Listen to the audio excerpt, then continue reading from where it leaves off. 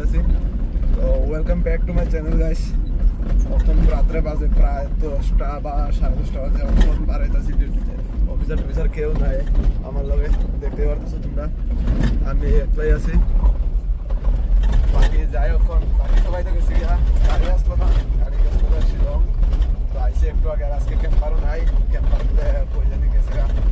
তো বাকি এই দেখো কেউ নাই, একলা যাইতাছি। পিক আপ লইয়া আজকে আমার পিক আপ দিয়া পাঠাইছে। যাই এখন অফিসারদের দেখা করি দেন ডিউটি। তো আমি তো ভাবছিলাম মনে হয় আজকে আর যাওয়ার লাগতো না, এখানে দিন খাই ঘুমাই দিতে পারবো।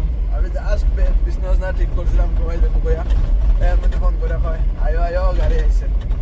আর তখন যাই এখন গিয়া দেখি, পরে কথা কইতাছি তোমরা লগে।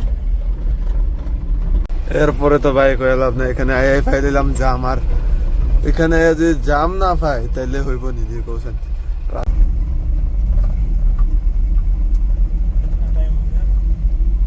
সব বাইরে কি কুয়াশা পড়ছে, সেই লেভেলের কুয়াশা।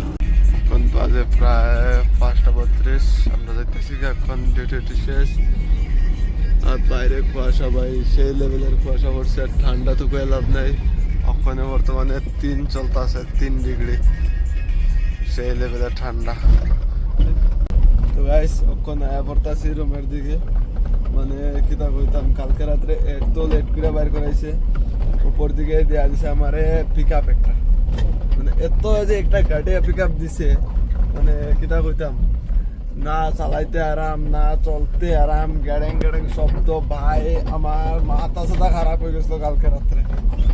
পরে আমি 12টা না 12:30 বাজে আমি দিছি পরে ঘুম। তো এদুরে guys, tata, bye bye and take care. Subscribe করো, চ্যানেলটা সাবস্ক্রাইব করো। তোমরা লাগে আমি ডেইলি মিনি ব্লগ বানাইতেছি, এত কষ্ট করে। সাবস্ক্রাইব করো। আর দেখি ডে শিফটে নিয়ে আমি চেঞ্জ হতে পারি। ডে শিফটে চেঞ্জ হতে অনেক কিছু দেখাই মারা। তো দেখি ডে শিফটে চেঞ্জ হতে পারি। বাকি তোমরা সাবস্ক্রাইব করো অ্যান্ড সাপোর্ট করো। Tata guys, bye bye.